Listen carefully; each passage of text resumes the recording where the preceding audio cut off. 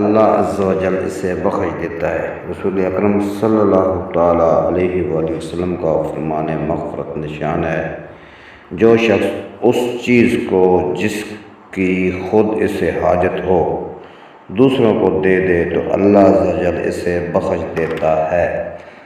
سخی اللہ عز و جل کے قریب ہے۔